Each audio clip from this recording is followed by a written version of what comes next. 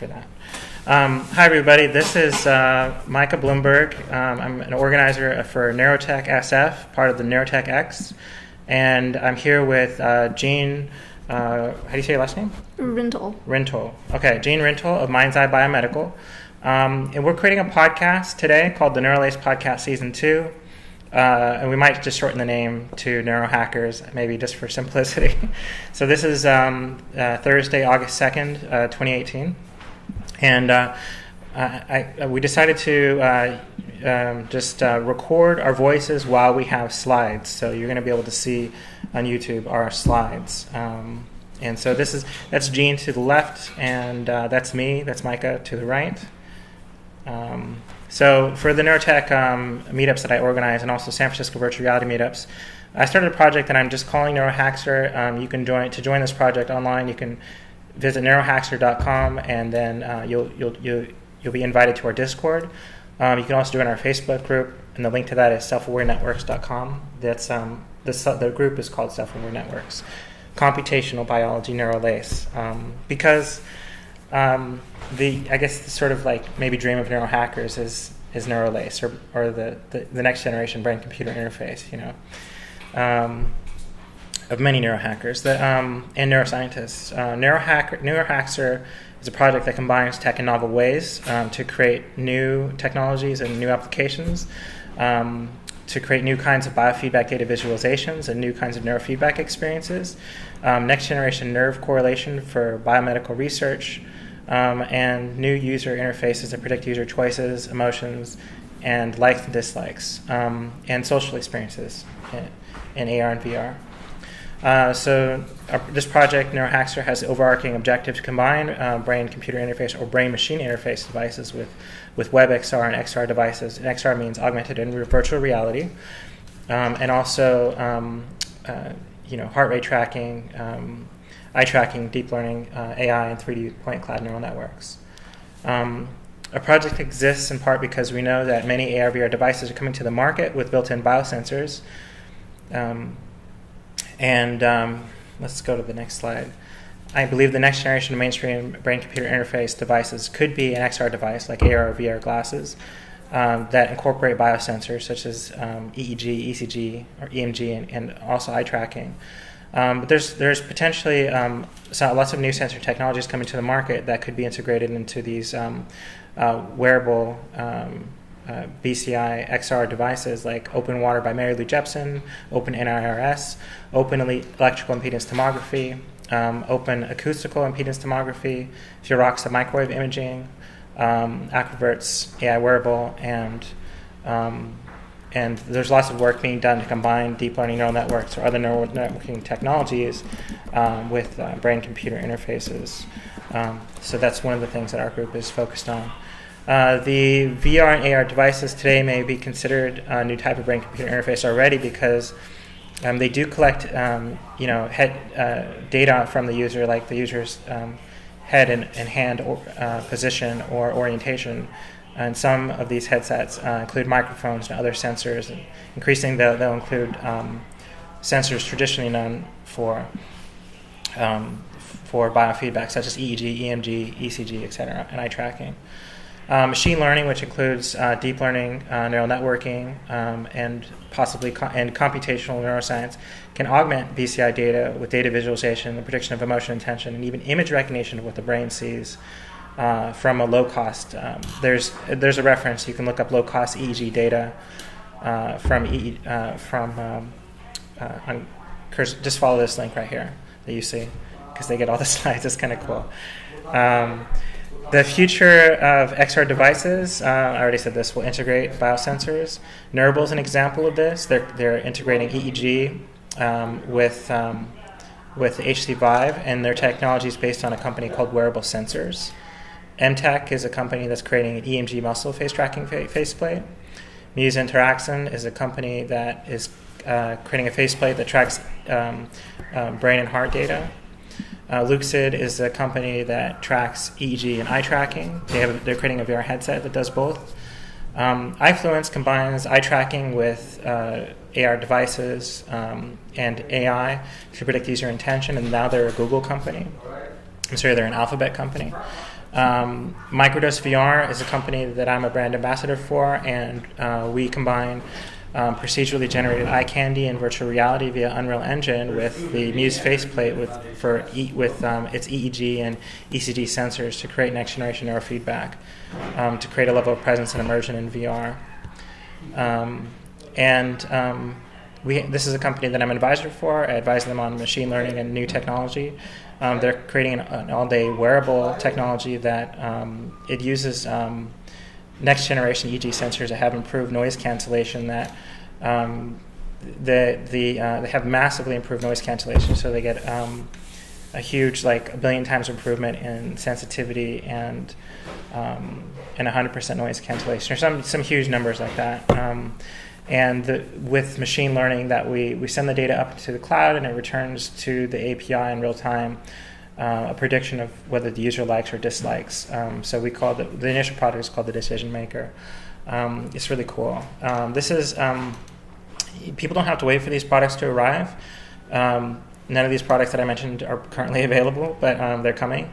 But with 3D models and 3D printed parts, Neurohackers can combine existing BCI sensors with VR headsets. So this is a picture of the Open BCI and the HTC Vive.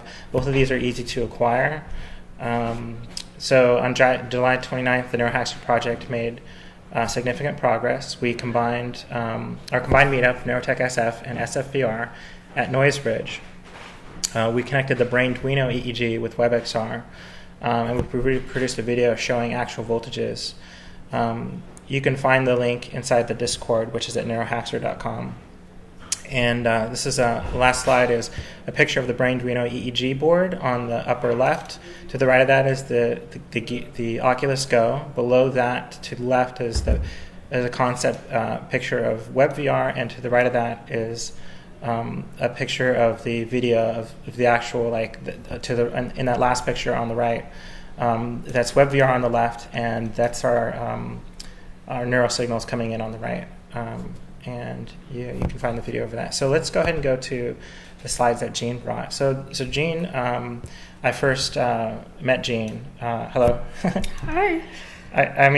So before I met Jean, I saw this talk from I was at Noisebridge, and people said, you have to watch this talk from the Creative Communications and Chaos Communications Congress on open electrical impedance tomography. And that was a talk that Jean was giving in Germany about this new technology that has enormous promise to sort of democratize research because it's low cost, it's do-it-yourself, and it's open source. And let's go ahead and put the slides up and then present on this device. So go ahead, Jean, and so if you want to just advance the slide, just tap the screen. Just tap screen? Yeah, or swipe. Okay, great. I'll just... And I'll try to ask questions as soon as I think about it. Yeah, so, thanks, Micah. So, it's loading. Shoot. It should be, preloaded. I downloaded it for offline viewing, but come on. Okay. There we go. Oh, yeah. Whoops. So basically, electrical impedance tomography is an interesting technology. It's sort of, nobody really has heard of it before. It's relatively new, and I became interested in it a while ago when I was looking into biomedical imaging and what techniques we do have, what we can do, and why we can't easily hack with many of them. For some reason, my slides seem to be a little bit...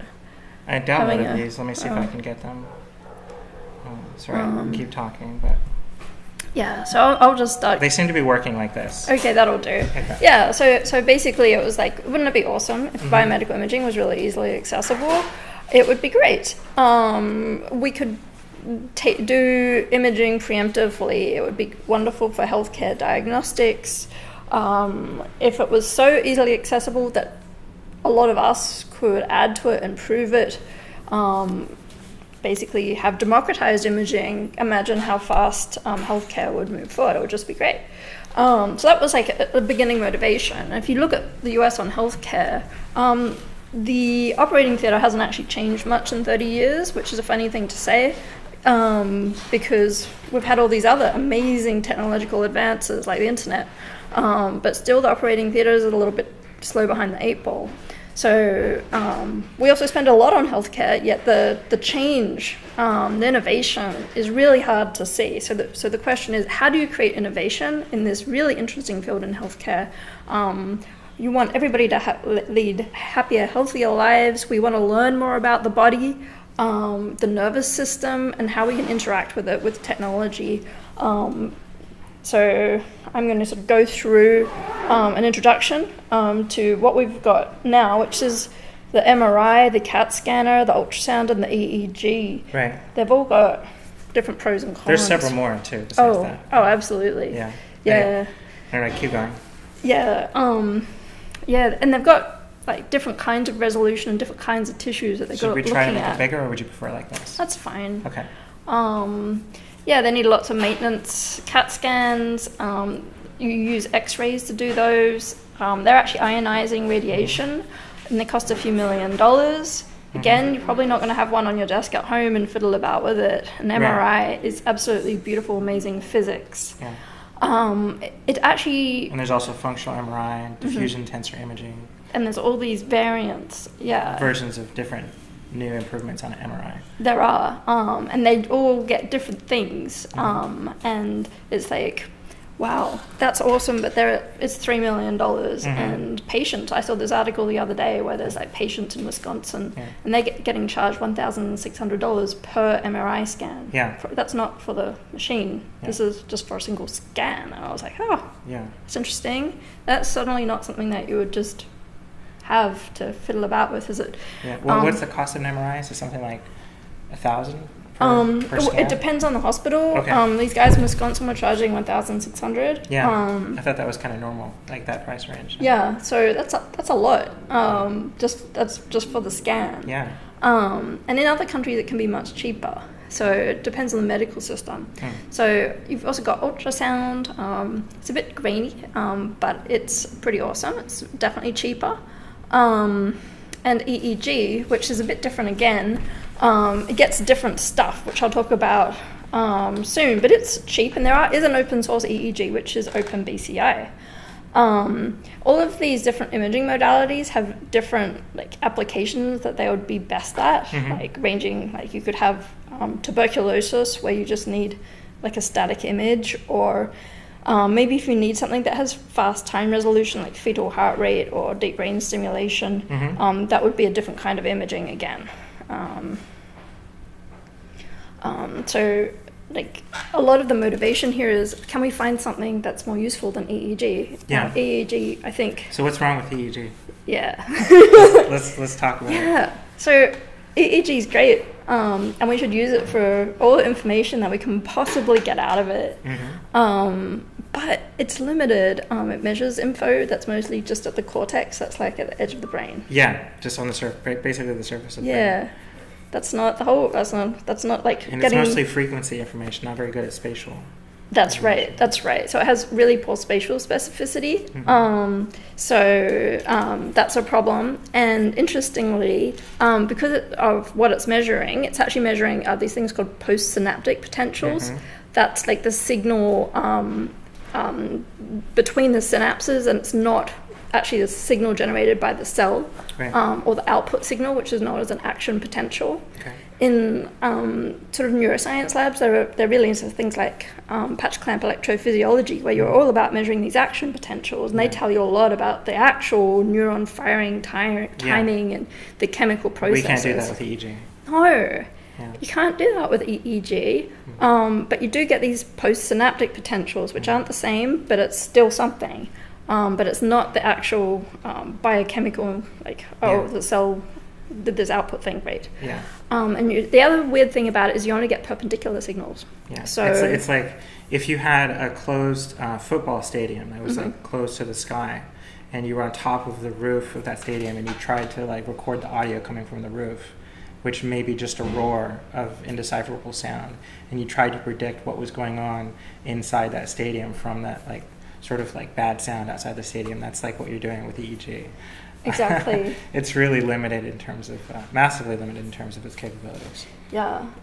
And the perpendicular signals is an interesting thing because the potential difference that you're measuring with EEG polarizes the cell. So that means you're only getting this information from sort of cells oriented a certain way, which is just like, it means that the information you're getting isn't a true representation of the information transfer that's going down below. Right. And if we really wanted to create the best BCI, we want to know, like, in depth, like what is really happening. Yeah, that's right. And we need that information. We need to go, the best BCI has to go way beyond EEG. Right. Totally not disputing that, absolutely. Yeah, but EEG is great for what it is, and we've done, there's great research going on. So anyway, that brings me to this talk, which is about this other little-known imaging modality called EIT, or... which has electrical impedance tomography. That's the one, yeah. Which has massive improvements for do-it-yourself spatial recognition. It's got a few different improvements. It's a different kind of technique than EEG. Though it still uses electricity, what it does is it sends very small AC currents through at different angles. And based on the material that's in its way, the currents will actually take slightly different paths. Yeah. So if they're trying to pass through fat or through water, it's going to pass through at different speeds. Yes, yeah, or take a different route around the cells. And so you have like this sort of like sensors around a bowl. So if you look at the left lower picture that we can zoom in here, you have this bowl with all these electrodes around it and these vegetables in there. And one at a time, these clips, which have electrodes that can transmit and receive signals, will fire, and all the rest of them will record when they receive the signal. And then the next one fires, and then the rest of them act as receivers. And through the firing and receiving of those signals, you can plot out what's in the dish between the electrodes, or you can plot out where.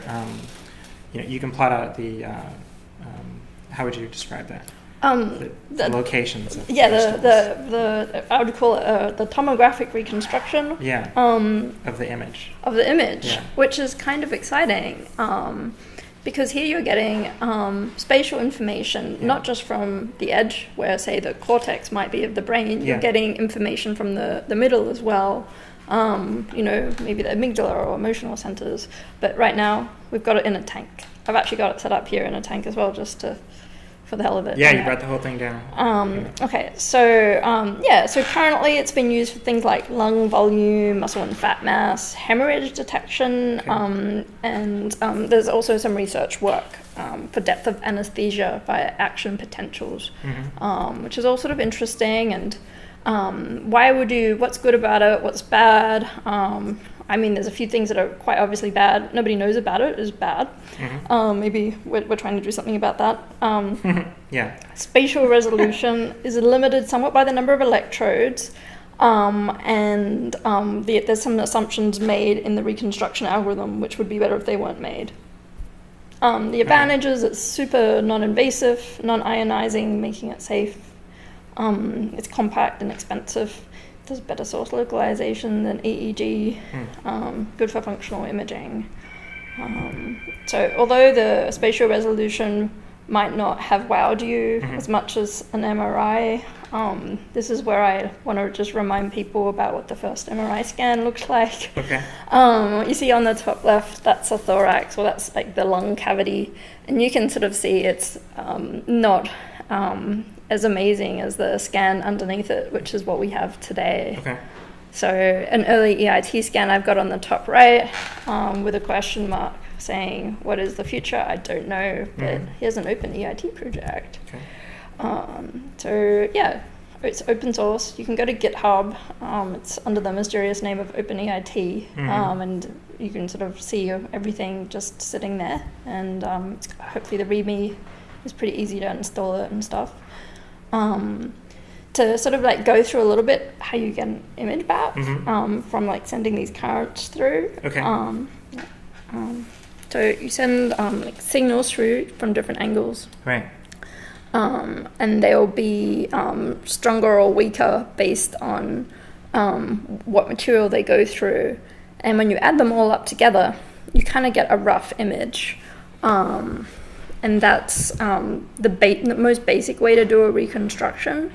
And you can also do 3D reconstructions. Like there are some people that you're aware of that are combining multiple layers or multiple X, Y, and Z rings. Yeah. So you can do it any which way. I'm just showing like 2D examples because they're actually the easiest. You can absolutely do it, as you mentioned, with in 3D, and you create. What you need to do is you need to know where the electrodes are in your 3D space. Yeah. And you need to calibrate their locations. Yeah, exactly. I think that's where the AR/VR part could one aspect of where. Yeah, one idea that we're hoping to get help with is we want to create an AR application. So right now you can use AR to measure the distance between 2 points that you select. Like you can measure the length of your iPad or the length of a table, but you could potentially create an application that would recognize, with artificial intelligence, recognize your electrodes and plot their position in space. So that if you have the position of your space, this would be important because if you're everyone's skull is a different size. So if you're putting an EEG cap of open electrical impedance sensors, it could be like a beanie cap of sensors on someone's head, every sensor is going to be in a different place every time. So if you could run a phone around their head with augmented reality and machine learning, you could recognize the positions classify the sensors, recognize do object segmentation where you recognize all the pixels that belong to those sensors, and then plot their exact XYZ position in space, so that you have that in the computer, so that you can take the data from sending an electrical signal. When you're doing electrical impedance tomography, you're sending the electrical signal, and the rest of the sensors are capturing it. So you'd be able to plot which sensor received which signal and its exact position in space, and from that you could derive the contents of someone's head in a spatial way, and create like a 3D point cloud of the data you're capturing from inside their skull. So we really want to work with people to make this augmented reality application. Keep going. Oh, yeah. Because right now you're putting your sensors around a bowl just to solve the problem of the original knowing the original sensor position, so you can calibrate what's in the bowl. Yeah. So this is what the devices look like now. There's two. There's one. There's on the left is an 8 electrode version, little PCB with a little flex electrode array to do a reconstruction. I think most of the images, I've got a few images of that one working, and I've got this 32 electrode one working now, which can get much higher resolution than the 8 electrode one. If you've got a few questions about safety, you might be worried about injecting small currents through your head because of TDCS and TACS. So TACS is in the up at milliamps. We're recording a podcast, by the way. So it's up at milliamps. And then you've got, when you do EEG, you actually send current through the head as well to measure whether or not the electrodes are making contact, and that's in the region of nanoamps. Okay. And in between that is microamps, and at the lower end of the microamp range is where EIT fits in. And it's actually within the established guidelines for safe use on humans, which is IEC. So we're not going to cause burns like TDCS is going to cause? Nope. Not even close? Not even close. No way. That's good news. Yeah, so that's nice. So this is what the OpenEIT dashboard looks like. So it's sort of configurable, lots of buttons there. So this is the 8 electrode version.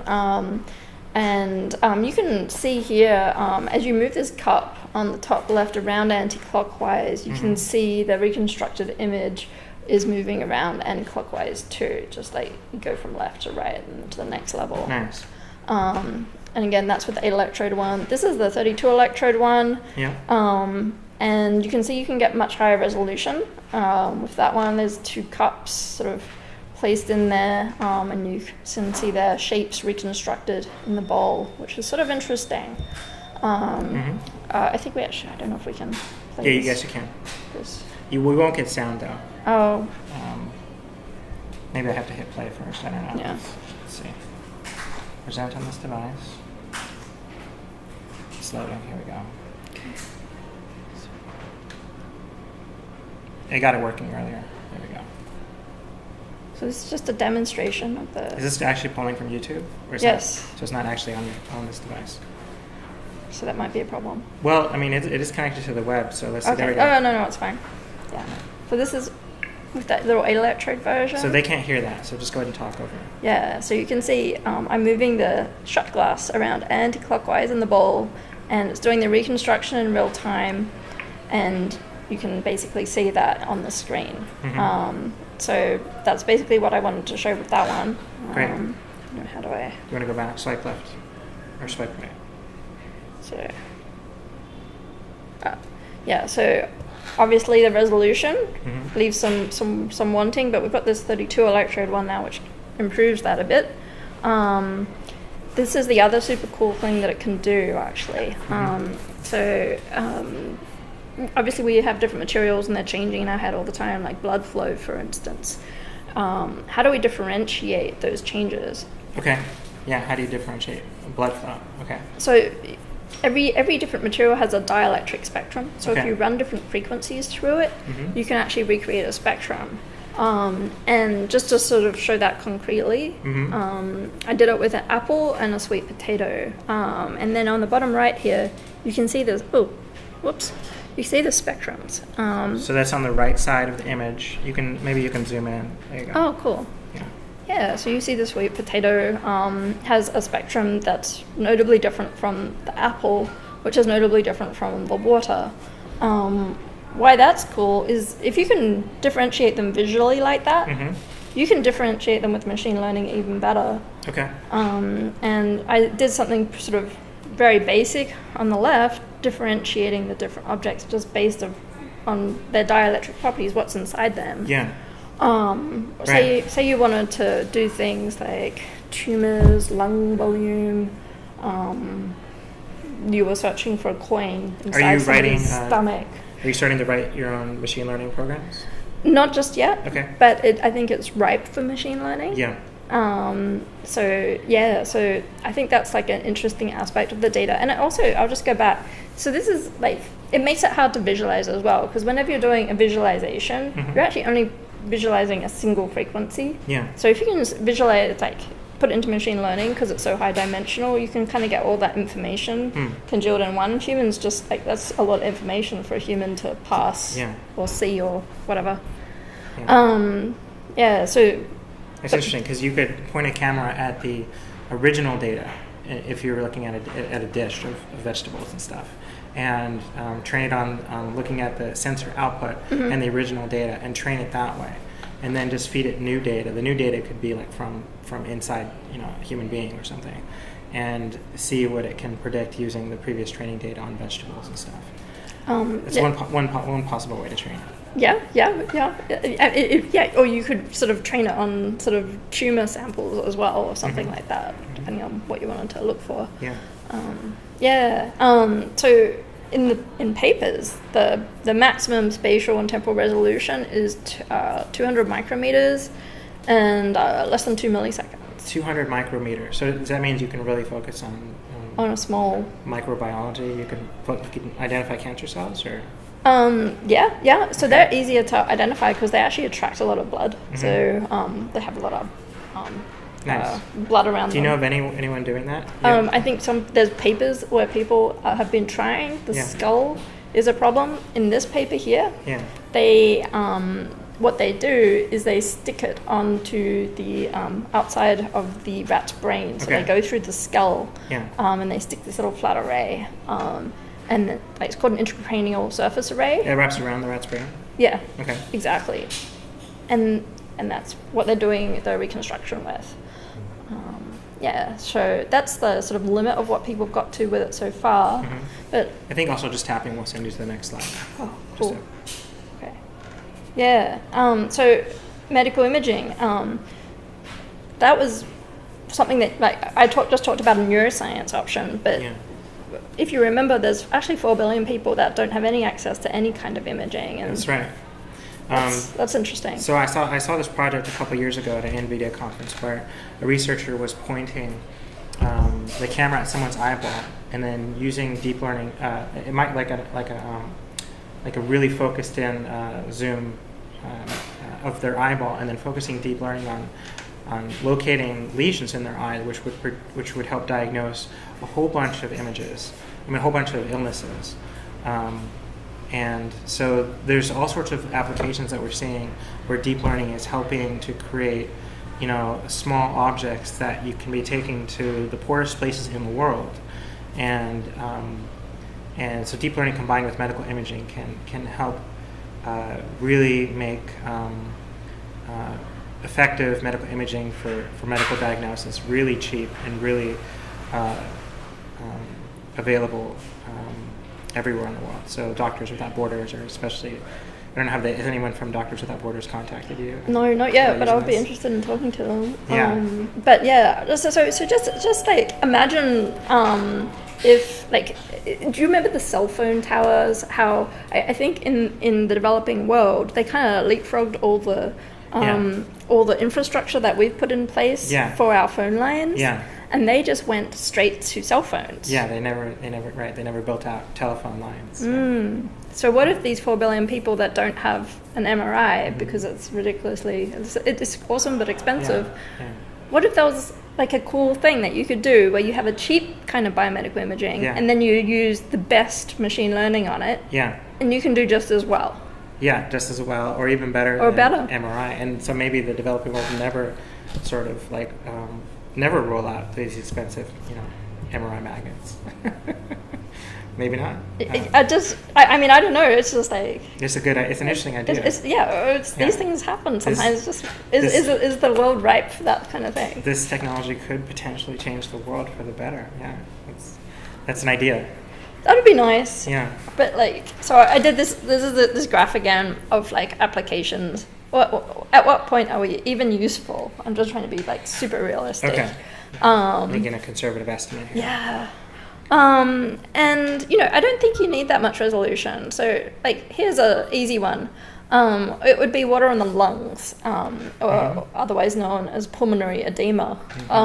If you look at this diagram, you can actually see on the top right a graph that has a blue and a red, one from each lung. You can see one lung has a much lower air volume than the other lung. There you go, that's your information right there, bam. You could get more subtle on it, but that's basically what you need for pulmonary edema. Okay. Here's like something else that it can get is if you put it on your chest. So this is like the breathing and expansion and contraction of the lungs. So you can sort of see this lower frequency signal, and then you see it like a faster but periodic signal, which is the blood flow through the valve, the heart valve. So again, this is different from ECG. What it's measuring is the change in the dielectric materials. Okay. So you've got a change in materials going on to give you the heart rate, and you've got a change in materials going on to give you breathing, because it's like getting filled up with air and then emptying out the air, and then blood is pumping through the lung. Lots of different materials changing. So this is the 32 electrode system, which is just sort of like getting there. I showed you an early picture, and obviously GitHub OpenEIT is a good place to go.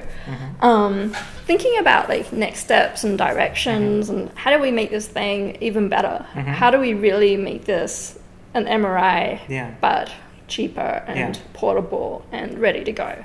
Okay, so here's an idea. Is that even possible to like equal the imaging of MRI? It would be different. It gets different info. Different info, yeah.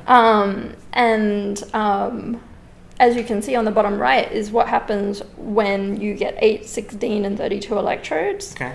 Looks like an exponential increase Yeah. In definition. Yeah.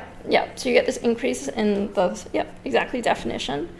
You could also combine it with other imaging modalities. So I don't want to eliminate MRI. If you've got one hanging around, you should use it. Microwave is up and coming. It's interesting. I hear there's a few different companies working on optical as well. Yeah, like infrared? Yeah, infrared. And infrared is another kind of imaging, but it has pros and cons also. And it's one of its cons, I believe, is the depth with which it can image. Okay. But it might be able to get good information, again, at the surface. And sound. Acoustical? Acoustical. Yeah. So I guess the point here is, why not combine the modalities where we can do math, we can use machine learning on this information, and we can get more info out of it. I saw one company was combining TDCS with EEG. And I thought that you couldn't do that because I try to do that, and like the TDCS messes with your electrical currents, and then so EEG is trying to measure electrical currents, and so I thought somehow they pulled it off. So I guess it's possible, I guess, to combine anything if you understand. If you understand it, yeah, just as long as it sort of doesn't violate any sort of rules of physics in any way. Yeah, I mean, so electrical impedance tomography, you take turn between the different sensors. So I guess you could take turn with capturing your EEG signals or whatever other kinds of, if you needed to. Yeah, you could. Yeah. You could absolutely, actually, you could definitely do that. People have, in fact. They have combined. Yeah, there's no problem doing that at all. Okay.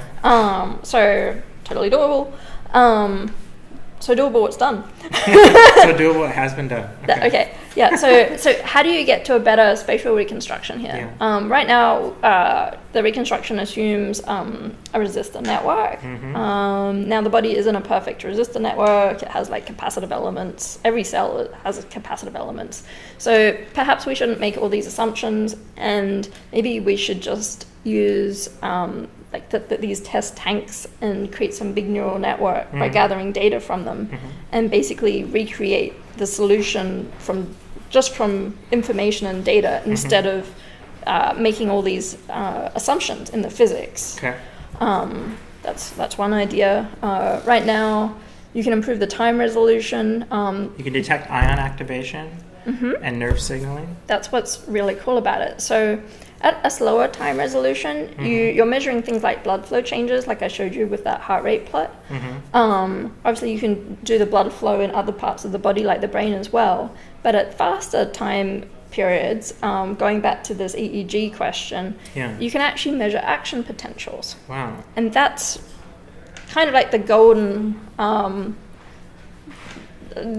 goal in a lot of ways. And for nerve care. Yeah, I'll just go back, but obviously, there's a signal to noise problem. Do you know about neural dust? Yeah, the tiny little MEMS. Yeah, MEMS implants. Yes. So you inject like magnetic dust, and then you can control it with electromagnetic waves outside the person's brain. You can stimulate those, and they cause nerves to fire, which is super cool. Yep. So there's a lot of very cool technologies going. I think I seem to sort of be really interested in these non-invasive ones. Right, yeah. And partly I think you can make a good consumer product out of that. Yeah. And non-invasive nerve stimulation. Yeah.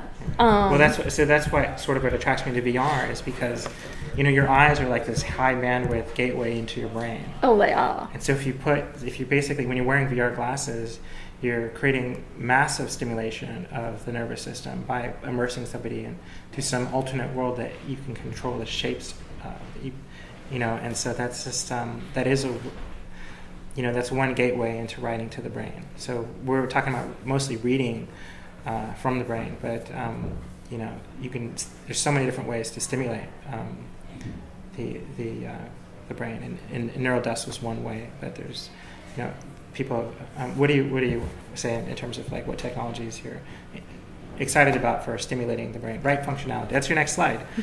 And point it back. Same wavelength. Well, same podcast. So does.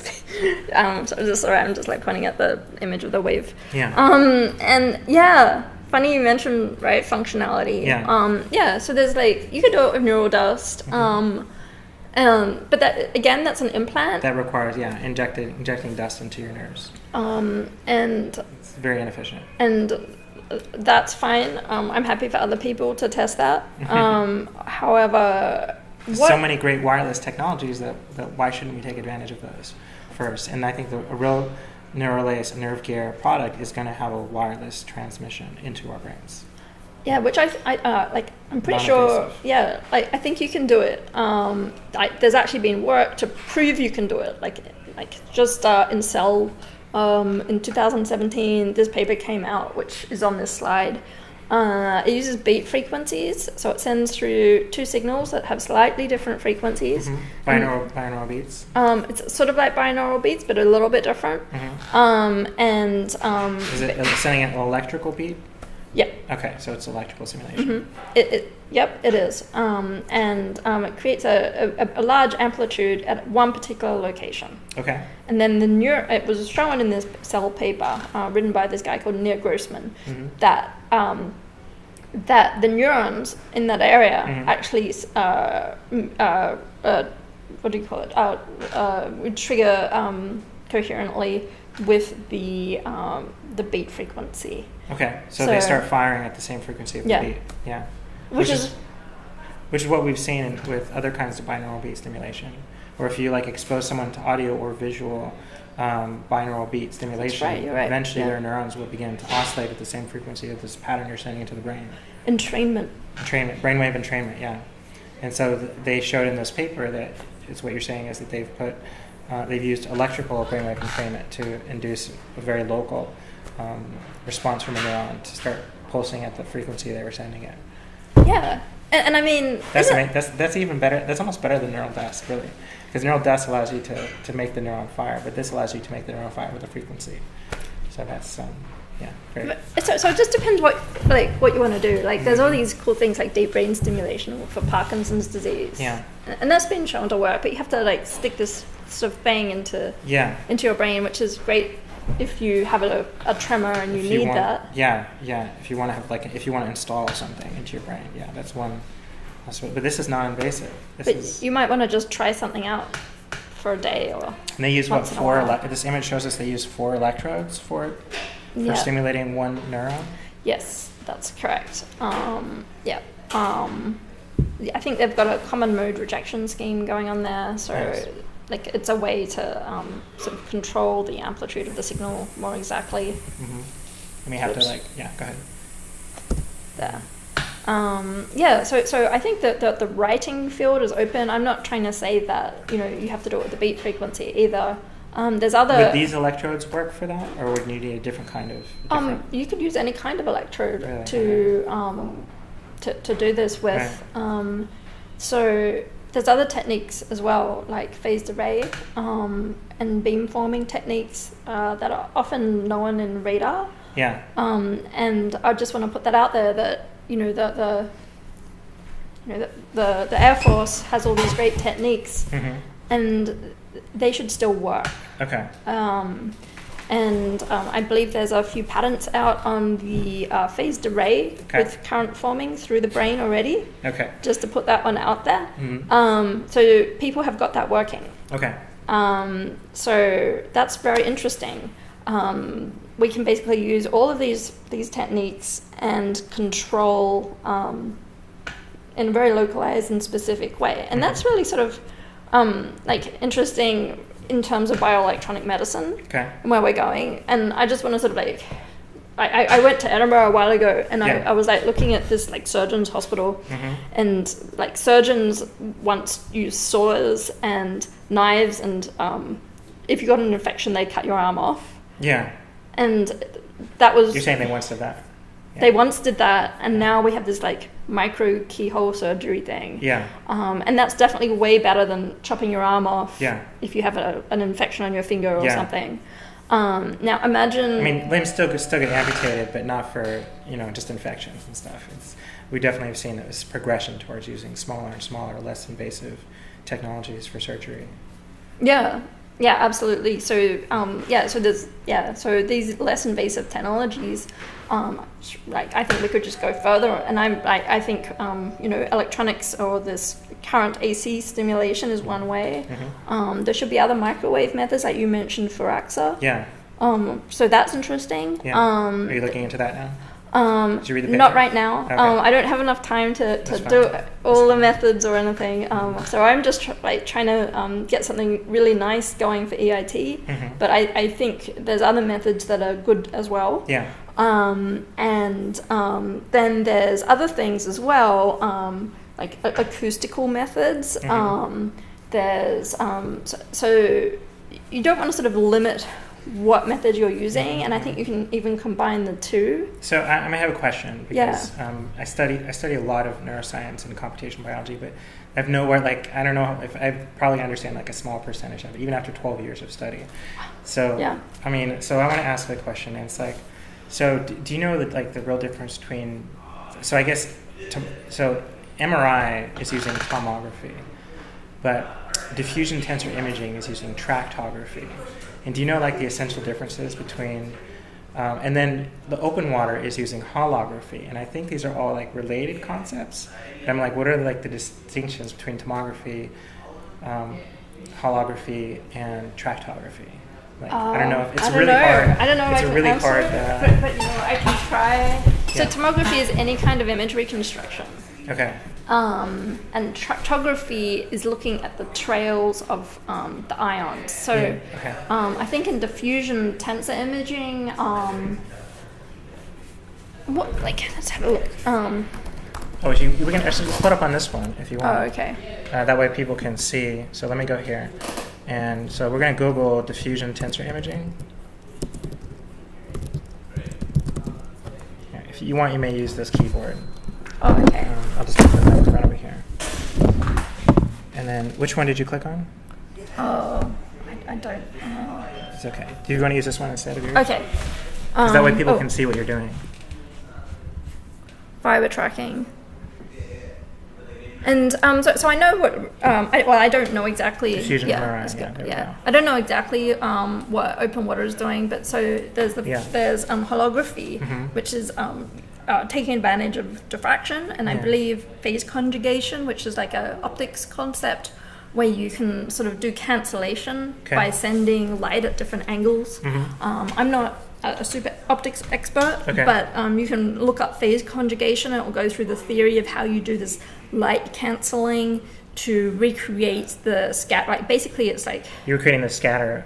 It's deconvolving the scatter with any light technique. I feel like it's a similar concept to tomography, but I mean it's all a type of tomography. Like, it's all a type of tomography. Like MRI is a different kind of tomography than EIT because it's actually using RF.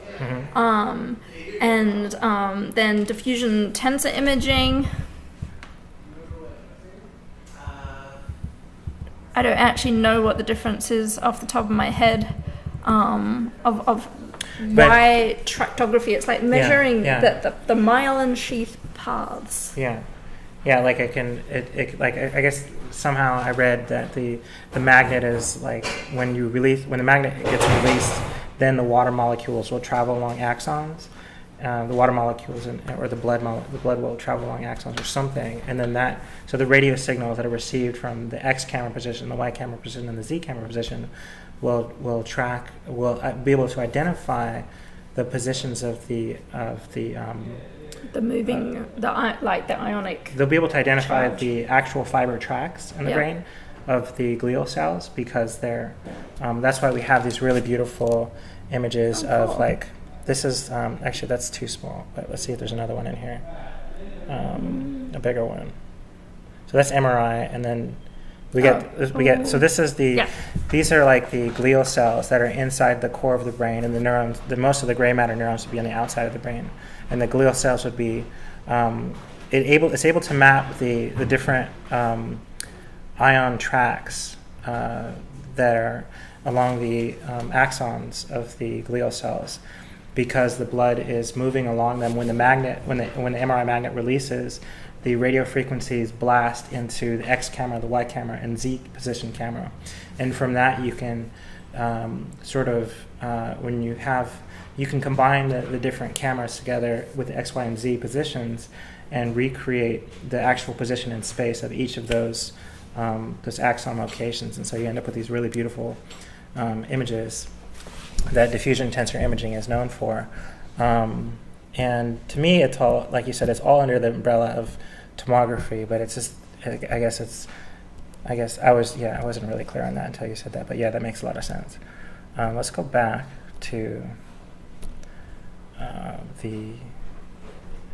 let's go back to the Google. I think that might be the last page, so let's go to here, and we'll go to like images, and so you can see this is another. So these images are starting to get really really advanced. And so one thing I wanted to show you was sort of like maybe one of the things that inspired me was this research by Jack Gallant. That do you know Jack Gallant's work? He's a machine learning visual cortex MRI guy. That's right. So he uses MRI and diffusion tensor imaging, and so what he does is he let's go to the Gallant lab. So he uses MRI. This is something that I want to do with OpenEIT, because what he did was he created like a semantic map of where. So he had people watching a movie. So you sit in his lab, you sit in his MRI machine, you're watching a movie, and then he's also monitoring the brainwaves, and his machine is making correlations between, not brainwaves, but blood flow with the MRI. So his machine is making correlations between the images that you're seeing in the computer and your blood flow. And so from that, he's able to sort of like create a semantic map of which areas of your brain are lighting up when you're seeing a certain scene in a movie. And so he found out that you could say, well, in one region of your brain, like maybe the side of your head, you would see like a dog or a cat. Like maybe in this area, you would see like a dog or a cat, and then maybe in some other area, you would see like a house or a building. And so then if you saw a motorcycle, the motorcycle would be oddly closer and spatially to the house and farther away from the dog.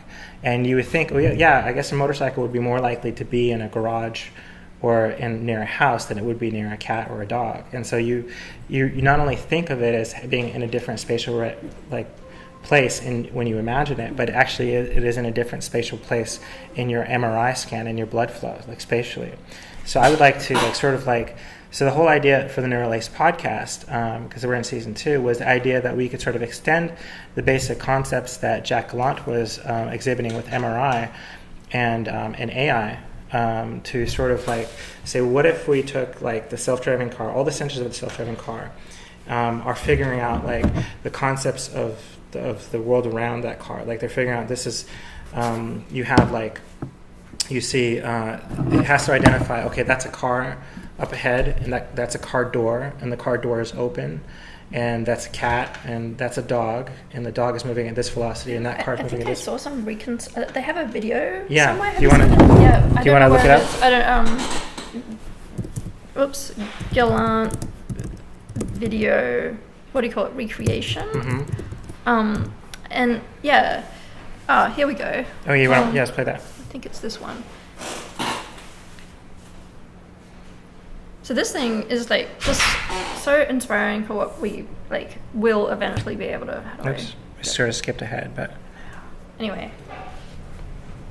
Yeah, so the user was presented with a clip on the left, and on the right, that's the image reconstruction from brainwave activity, as you can see.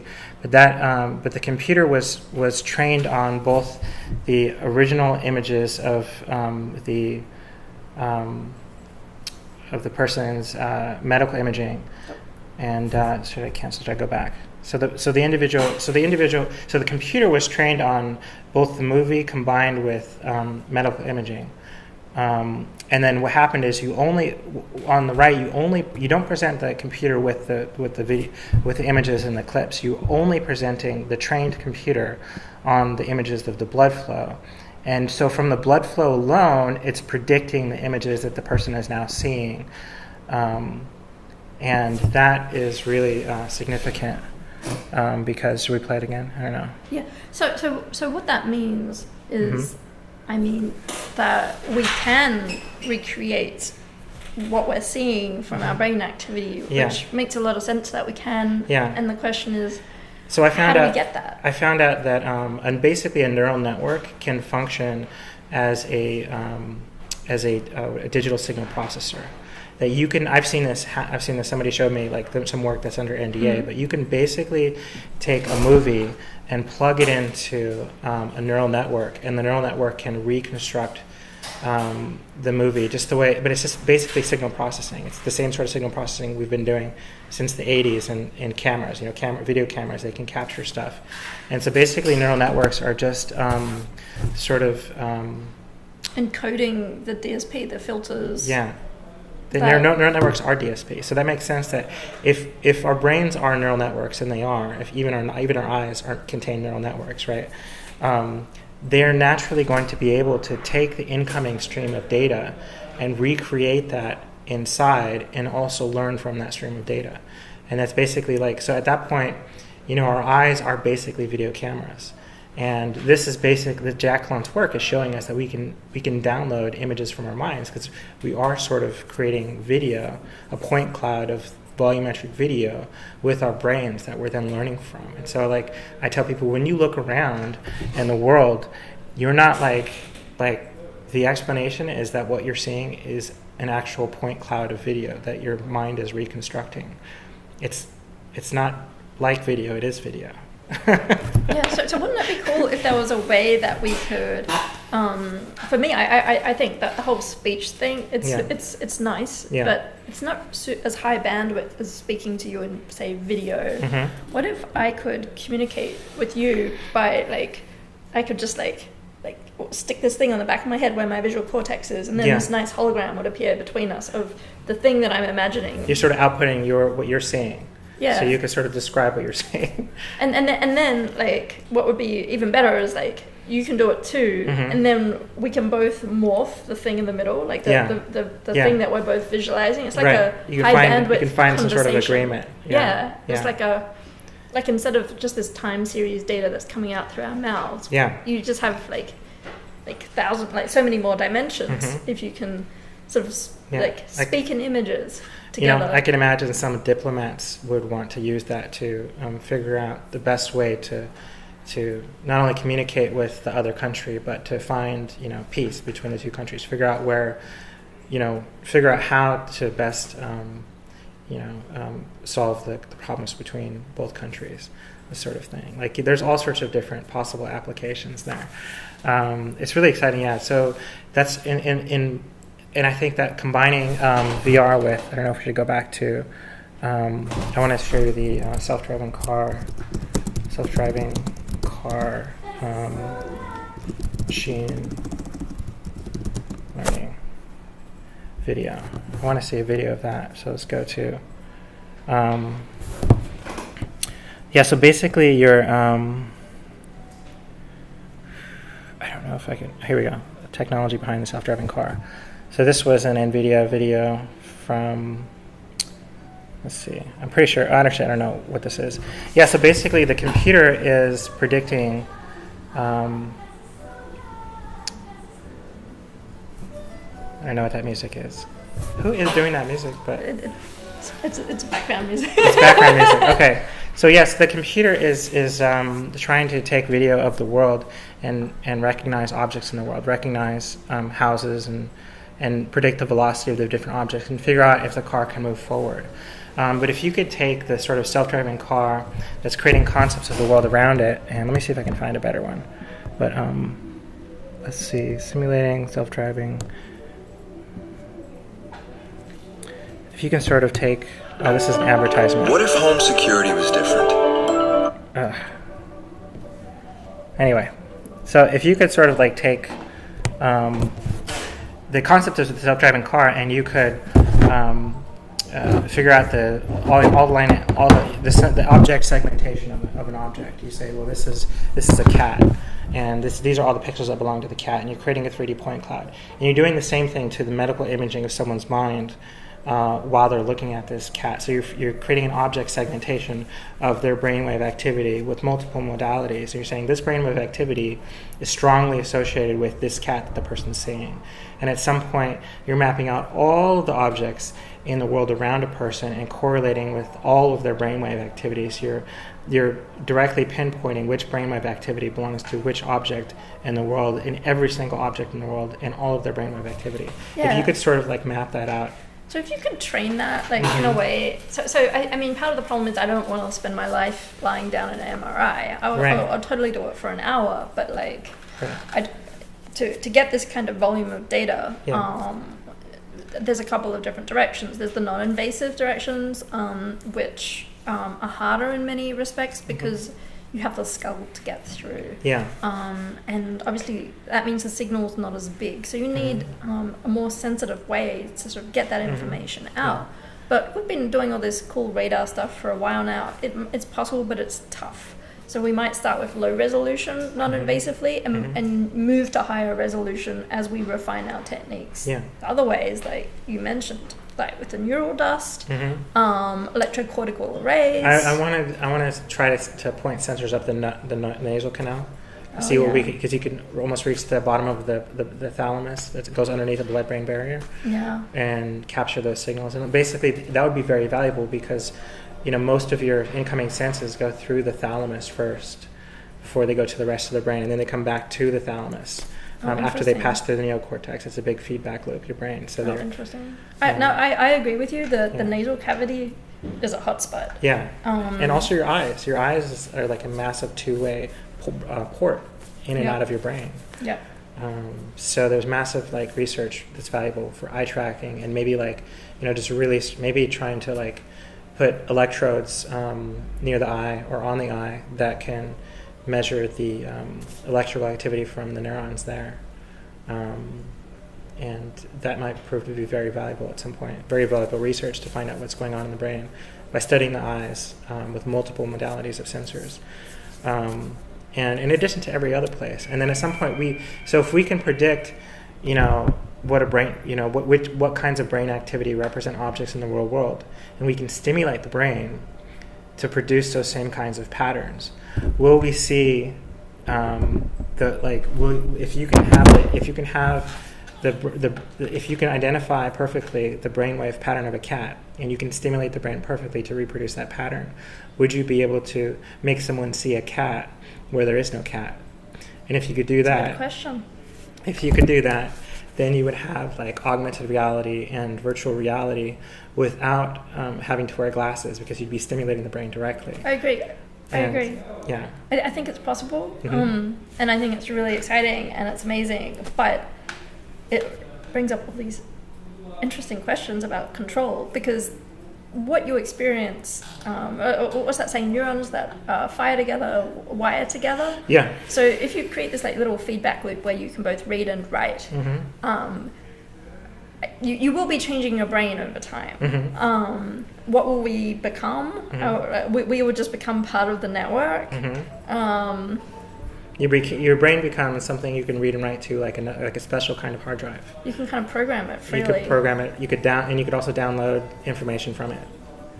Yes. Download audio and video, and maybe even people like courts may use this to download like proof that you are guilty or not guilty of some crime that you've been accused of. Yeah.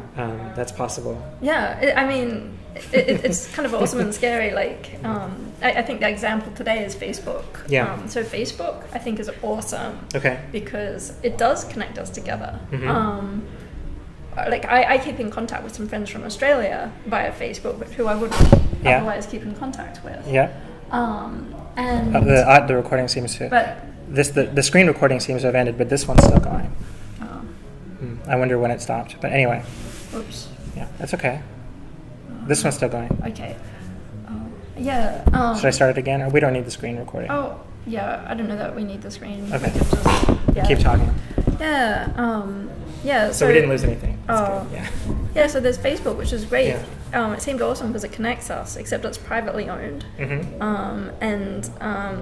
it to exist, it gives us advertising, which is kind of taking up our mind space. I don't want my attention sort of taken up with something that isn't aligned. Like there's an alignment issue of advertising is not aligned with how I wish to use my mental space. Okay. And then there's also a control issue with Facebook. Is the government tracking all of our social interactions with it? Are they going to like crack down in some sort of fascist regime if you, I don't know, right? Yeah, had a I imagine, conversation with so if there is a fascist Habib over there, and you know, you were just friends and stuff. So so if we perfect NeuroLace, there is the potential that some of the governments in the world, some of the fascist authoritarian regimes will use this to spy on people's minds. Like, I wonder if we could just maybe turn that down. So how do we ensure freedom and have technology move forward?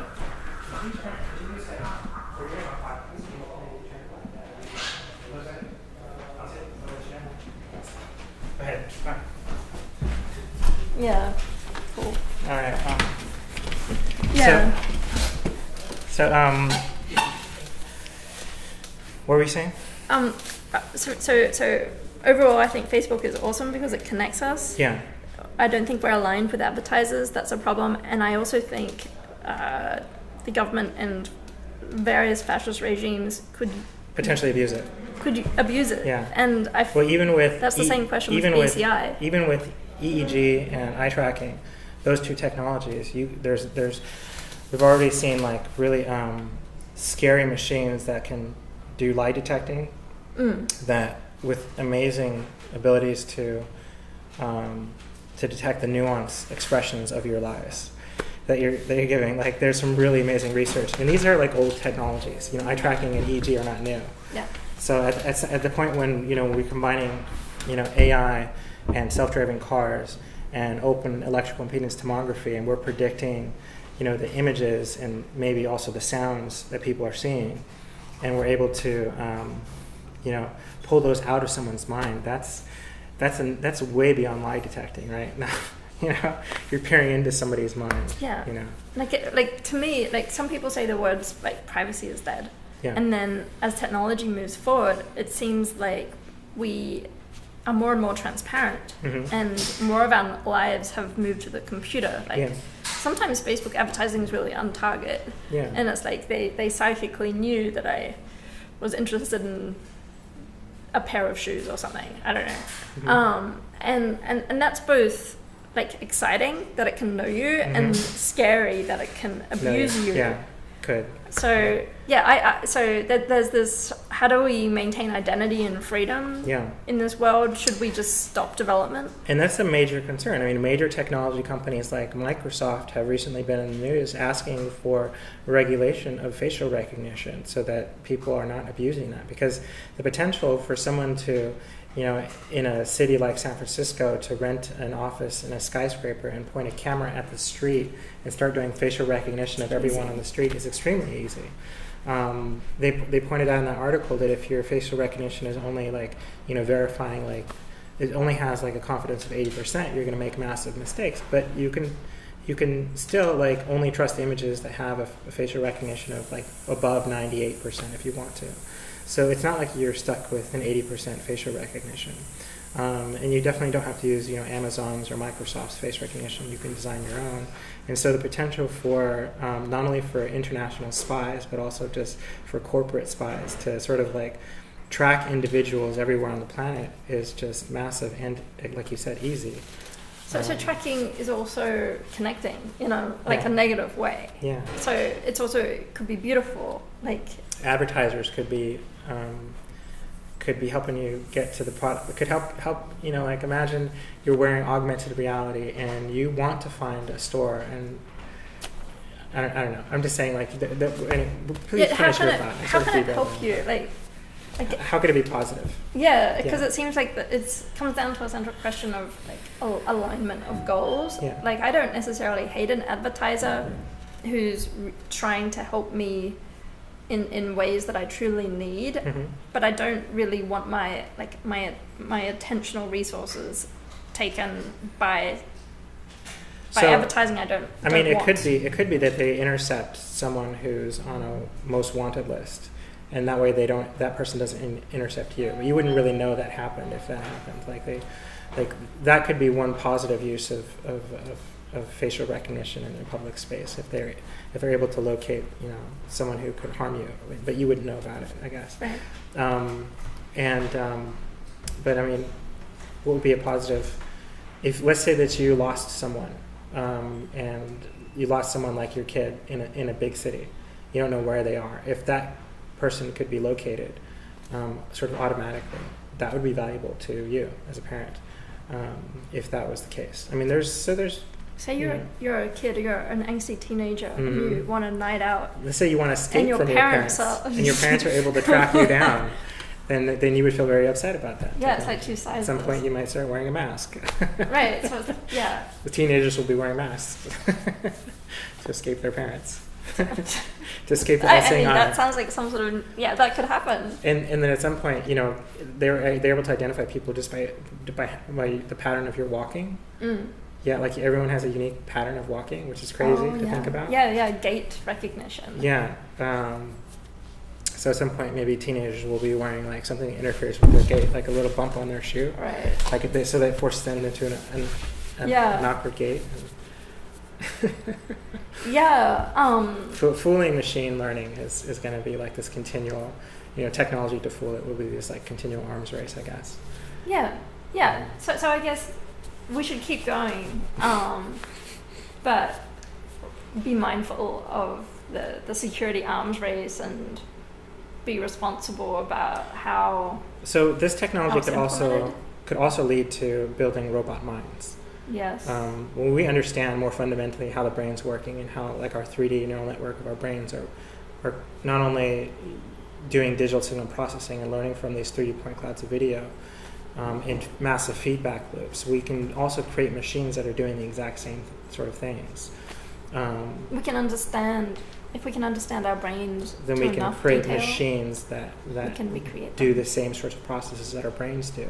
And so those machines would be able to all the same sort of calculations, all the same sort of computational biology that our brains do, and they'd be able to see and hear and speak and at human level, and maybe above, and even have self-concepts.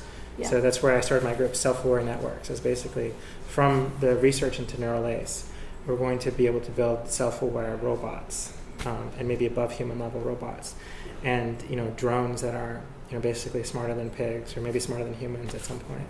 And that's a whole another sort of a can of worms. Absolutely. I mean, all these ideas seem very futuristic, but they're barreling towards us like a speed train, and we have no idea. We're just charging. By the time we finish this podcast, the first sentient. But by the time we finish this episode of this podcast, the first sentient artificial intelligence could be waking up somewhere in the world. Someone may have already built it. That being said, like if humans in our like old school biological selves, I think if we want to remain relevant or even competitive, it's an arms race in some respects. Of who can build the best conscious sentient creature and like an entity, and that includes supercomputers and everything. And I would argue that the best way is that we have to evolve with machines, not without them. So we can do a lot with biology, and we'll continue to do more. But by using machines to understand biology more, I think we're going to meld. Well, with the development of nerve gear, we can begin to expand our minds into external minds. I call it extended brains, and I keep telling people, this is a product I'm going to build. The first product is nerve gear or neural ACE. The second product is artificial cortex or extended brain.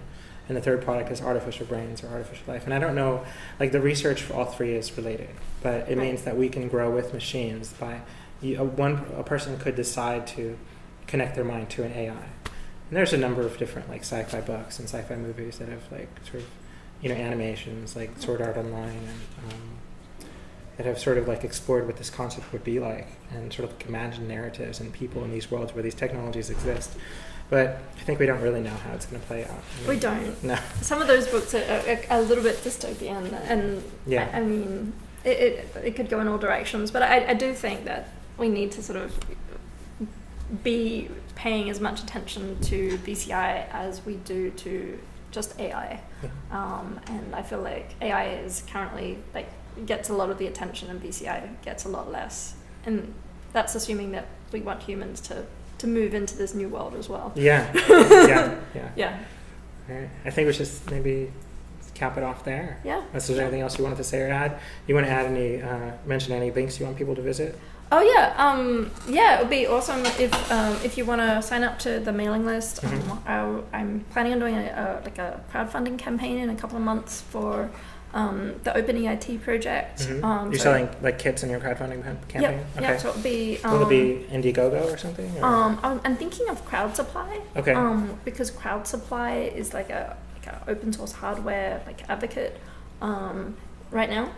So where can people go? So if you go to mindseyebiomedical.com, just sign up to the mailing list and you'll get like notifications when the campaign goes live, and yeah, that would be great. Perfect. Anything else? That's it. No, it was lovely talking about BCI with you. Great. Likewise. Thank you very much, everybody. And we're going to end it there.